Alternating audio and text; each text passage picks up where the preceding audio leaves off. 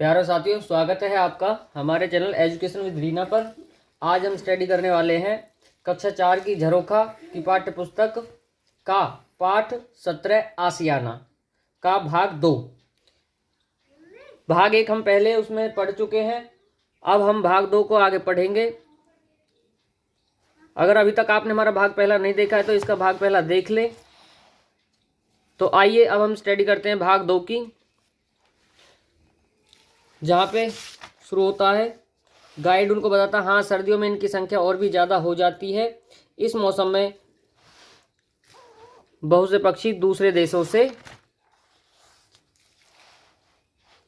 हजारों किलोमीटर की दूरी तय करके यहाँ आते हैं। सर्दियाँ समाप्त होने पर ये प्रवासी पक्षी वापस चले जाते हैं। ये प्रवासी पक्षी हैं। ये कहाँ आ रहे हैं? सुल्तानपुर राष्ट्रीय उद्यान में आए हैं। तो आपको चर्चा करनी है। क्या चर्चा करनी है? देखो, ये है कोयल का घोंसला। कोयल अपना घोंसला नहीं बनाती है, वह कोए के घोंसले में अपने अंडे रखती है। पक्षी एक देश से दूसरे देश में क्यों जाते हैं, इस बारे में चर्चा करनी है। कपिल कहता है, सुनो सुनो कोयल की आवाज़। सुमन कहती है, कितना मीठा गाती है। रानी कहती है, अंकल कोयल का घोंसला दिखाई दे तो वह भी दिखाना। गाइड कहता है, कोयल अपना घोंसला नहीं बनाती, वह कोए के घोंसले में ही अंडे देती है। कौवा अपने अंडों के साथ कोयल के अंडों को भी सेता है, क्योंकि इन दोनों के अंडे एक जैसे होते हैं। रानी कहती है, मेरे घर के पास गुलमोहर का एक पेड़ है, उसकी ऊंची शाखाओं पर कोए का घोंसला है। मैंने और मेरे भाई ने अपने घर की छत से देखा है कि वह घोंसला बड़ा और मोटे तिनकों से बना हुआ है। तो यहाँ हमने पता किया कि अब आप बताइए, क्या कोयल घोंसला बनाती है? कोयल अपना घोंसला नहीं बनाती, वो कोए के घोंसले में ही अंडे सेती है। तो आगे आप इन सवालों के जवाब दें। कोयल के अलावा ऐसे 2 पक्षियों के नाम लिखो जो अपना घोंसला नहीं बनाते। तो चील और गिद्ध 2 ऐसे पक्षी हैं जो अपना घोंसला नहीं बनाते। दूसरा, जो पक्षी घोंसला नहीं बनाते वे अंडे कहाँ देते हैं? तो इसका जवाब है, जो पक्षी घोंसला नहीं बनाते वे दूसरे पक्षियों के घोंसले में अंडे देते हैं। यहां तक समझ में आया होगा। आगे बढ़ते हैं। ये एक पक्षी है, अपना घोंसला अपना घर बनाता है। तो देखिए कौन सा पक्षी है। बच्चे बहुत खुश थे। रानी तो चिड़िया के पंखों की तरह हाथ फैलाकर उछलती कूदती जा रही थी। रजनी कहती है, सुनो तो, यह कुट कुट की आवाज कहां से आ रही है? गाइड कहता है, लगता है कठफोड़वा अपनी मजबूत चोंच से पेड़ के तने को खोदकर कोटर बना रहा है, यही उसका घर होता है। तो देखो, ये कठफोड़वा है, ये चोंच से इस पेड़ को काटता है और यहाँ पे अपना घर बनाता है। क्या नाम है इस पक्षी का? इस पक्षी का नाम है कठफोड़वा। क्या है? कठफोड़वा। तो ये अपना घर कैसे बनाता है? पेड़ की खोल को काटकर उसमें अपना घर बनाता है और इसके घर को कहते हैं कोटर। आगे देखिए, एक विचित्र घोंसला। विचित्र घोंसला कैसे है? दर्जन चिड़िया का जैसा नाम वैसा ही काम। यह अपनी नुकीली चोंच से पत्तों को घास से सी लेती है। इसमें यह रुई, कपड़े की कतरने और कागज के टुकड़े रखकर इसे आरामदायक बनाती है। अब घर लौटने का समय हो गया था, लेकिन बच्चे कुछ देर और रुकना चाहते थे, इसलिए अध्यापिका ने उन्हें आधे घंटे का समय और दे दिया। सब बच्चे बहुत खुश थे। रानी चहकती हुई घर पहुंची। उसने दिन भर की बातें अपनी माँ, भाई और दादी को बताई। तो ये है दर्जन चिड़िया। ये पेड़ के पत्तों को घास के तिनकों से सी देती है। इसको इंग्लिश में वीवर बर्ड कहते हैं, वीवर बर्ड। दर्जन चिड़िया बहुत सुंदर घर बनाती है। तो अब ये रानी अपने घर पहुंच गई है, हंसते चहकते। अब घर क्या होता देखो। घर तब और अब। शाम को रानी दादी के पास बैठकर टेलीविज़न देखने लगी। उस पर एक ऐतिहासिक नाटक दिखाया जा रहा था। रानी कहती है, वाह कितना सुंदर किला है, इसका दरवाज़ा भी बहुत बड़ा है। पर दादी, इसमें मसाले क्यों जल रही हैं? दादी कहती है, बेटी पुराने समय में जब बिजली नहीं होती थी तो लोग रोशनी के लिए मसाल, लालटेन, दिया या डिबरी आदि चीज़ों का प्रयोग करते थे। तो यहाँ पे आपके लिए प्रश्न बनता है कि पुराने समय में जब बिजली नहीं होती थी तो लोग उजाले के लिए किस चीज़ का इस्तेमाल करते थे। तो उस समय रोशनी के लिए मसाल, लालटेन, दिया या डिबरी। डिबरी क्या होती थी? डिबरी होती थी भाई एक तरह की बोतल और उसमें ढक्कन लगा करके मिट्टी का तेल भरते थे, मिट्टी के तेल में बाती डुबो के रखते थे तो उससे उसको डिबरी कहते थे। सोचो और लिखो, बिजली ने न होने पर तुम अपने घर में किन चीज़ों से रोशनी करते हो? तो हम भाई मोमबत्ती से या सरसों के तेल के दिए से उजाला करते हैं, रोशनी करते हैं, है कि नहीं। अब आगे देखिए, रानी कहती है, दादी क्या हमारा पुराना घर बहुत बड़ा था?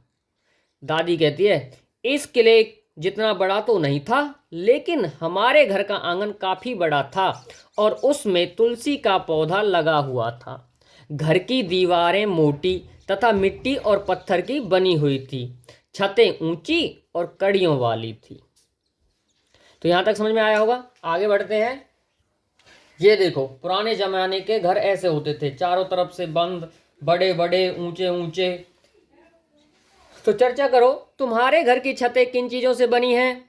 पुराने समय में घरों की दीवारें मोटी क्यों बनाई जाती थी? इस बारे में आपको चर्चा करनी है अपने साथियों से। रानी कहती है, दादी अपने घर के बारे में कुछ और बातें भी तो बताओ न। दादी कहती है, हमारे घर के एक हिस्से में पशुओं को रखते थे जिसे बाड़ा कहा जाता था। तो पशुओं को रखने की जगह को क्या कहते थे? बाड़ा। बाड़ा क्या होता है? बाड़ा ऐसी जगह होती है जहाँ पे पशुओं को रखा जाता है। देखो और लिखो, आगे का है भाई, ये देखो बाड़ा। ये बाड़े में क्या क्या है? पशु बंधे हुए हैं, कुट्टी काटने की मशीन रखी हुई है, बछड़ा है ये गाय का, तो ये सब रहते हैं बाड़े में। ऊपर छप्पर है, ये छप्पर ये वाला। तुम्हारे यहाँ पशुओं को रखने वाली जगह को किस नाम से जाना जाता है? तो हमारे यहाँ भाई बाड़ा भी कह देते हैं, छप्पर कह देते हैं, सार कह देते हैं। बाड़े में पशुओं के लिए क्या क्या होता है? तो बाड़े में भाई मशीन, पानी की कुंडी, खोर, लड़ामनी जिसे कहते हैं, ये सारी चीज़ें होती हैं। क्या क्या होता है? मशीन है, पानी की कुंडी है, खोर, लड़ामनी, ये सब होती हैं बाड़े में। तो यहाँ तक समझ में आया। आगे, बदला रसोई घर। रानी कहती है, दादी रसोई घर कैसा था? दादी कहती है, रसोई घर में मिट्टी का चूल्हा और उसके ऊपर ईंटों से बनी चिमनी थी। तिबारी में ओखली और चक्की भी थी। खाना जमीन पर बैठकर बनाया जाता था और वहीं सारा परिवार मिलकर खाना खाता था। रानी कहती है, अब तो अधिकतर रसोई घरों में गैस का चूल्हा है, खाना भी खड़े होकर बनाते हैं। कितना कुछ बदल गया है। ये देखो, ये रसोई घर, ये पहले ज़माने का रसोई घर है। ये ईंटों से बना हुआ है, ऊपर चिमनी रखी हुई है, ऊपर अभी इस पर खाना बन रहा है। ये पतीली है, ये लकड़ियाँ रखी हुई हैं, ये उपले रखे हुए हैं, ये ओखली है, ये चक्की है, क्योंकि ये चक्की किस काम आती थी? चक्की आटा पीसने के काम आती थी। और ओखली में दलिया वगैरह कूटा जाता था, दाल कूटी जाती थी। और ये आज के ज़माने की रसोई है। इसमें देखो, ऊपर गैस स्टोव है, नीचे यहाँ पे क्या है? यहाँ पे सामान रखने की जगह है, इधर वॉश बेसिन है, पानी आता है, यहाँ बर्तन धोए जाते हैं। ये खिड़की है, ऊपर यहाँ पे भी सामान रखने का ये जगह बना रखी है। तो ये आज के ज़माने की है, ये पुराने ज़माने की है। देखो कितना बदल गया है ना। तो आगे बढ़ते हैं। सोचो और लिखो कि तुम्हारे घर में खाना किस प्रकार के चूल्हे पर बनाया जाता है? अब तो भाई सभी के घरों में गैस है, तो गैस के चूल्हे पर और मिट्टी के चूल्हे पर, दोनों पे ही बना देते हैं। बूढ़ी अम्मा तो मिट्टी के चूल्हे पर बनाती है और जो नई मम्मी होती है वो गैस के चूल्हे पर बनाती हैं। आगे भाई पता करो, ओखली में कौन सी चीज़ें कूट सकते हैं? ओखली में दाल और बाजरा कूट सकते हैं। चक्की में कौन सी चीज़ पीसी जाती है? चक्की में मक्की, गेहूँ, ये चीज़ें पीसी जाती हैं। ठीक है, आगे देखो। रानी कहती है, घर के शौचालय के बारे में भी तो कुछ बताओ दादी। अब दादी बताती है, उस समय शौचालय घर के पिछवाड़े में कच्ची ईंटों से बनाए जाते थे। पानी किसी बर्तन में भरकर रखते थे क्योंकि घरों में नल नहीं होते थे। सारा पानी खुली नालियों से होकर एक बड़े गड्ढे में जाता था। कुछ लोग खुले में भी शौच जाते थे, लैट्रिन करने जाते थे खुले खेतों में। रानी कहती है अब तो हमारे घर का शौचालय बहुत अलग है, इसमें नल लगे हैं और नालियाँ ज़मीन के अंदर हैं। तो भाई आज के तो तुमने वॉशरूम देखे ही होंगे, लैट्रिन करने का जो है। आगे बढ़ते हैं साथियों। अब पता करना है तुम्हें, अपने बड़े बुजुर्गों से पता करो कि जब वे छोटे थे तब वे किस प्रकार के घरों में रहते थे। तो वो बताएंगे भाई वो कच्चे घरों में रहते थे। दूसरा भाई उनके घर किन चीज़ों से बने होते थे। तो उनके घर मिट्टी, गारे, लकड़ी के बने होते थे। ये सामान होता था, मिट्टी, गारा और लकड़ी। क्या घरों में शौचालय थे? यदि हाँ तो कैसे? तो आप जब बड़े बुजुर्गों से पूछोगे तो वो बताएंगे कि नहीं, उस समय अधिकतर घरों में शौचालय नहीं होते थे, लोग खुले में ही शौच करने के लिए जाते थे खेतों में। आगे देखो, रानी कहती है दादी पहले के घरों में और आज के घरों में बहुत बदलाव आ गए हैं ना। दादी कहती है हाँ बेटा, अपनी 80 वर्ष की उम्र में मैंने बहुत से बदलाव देखे हैं। अपने राजू चाचा के घर को ही देख लो, वह बड़े शहर में रहता है, उसका घर हमारे इस घर से तो बिल्कुल अलग है। वहाँ कई कई मंजिलें वाली इतनी ऊंची इमारतें हैं जैसे आसमान को छू रही हों। तो आज हमारा ये अध्याय पूरा होता है जिसका नाम था आशियाना। आपने विभिन्न घरों के बारे में जाना। ये देखो आखिर में यह है बड़े शहरों में बहुमंजिली इमारतें। ये देखो एक के ऊपर एक कमरा बना होता है, घर बने होते हैं, ऊंचे ऊंचे फ्लैट होते हैं, इनको कहते हैं फ्लैट। तो आज के समय में ये हमें देखने को मिलती हैं। तो आशा करते हैं आपने इस पाठ का आनंद लिया होगा। अगर कोई डाउट रहता है तो वो हमें लिखें, हम आपको ज़रूर उसका समाधान करके देंगे। अगर अभी तक हमारा चैनल सब्सक्राइब नहीं किया तो प्लीज़ हमारा चैनल सब्सक्राइब कर लें। Thank you.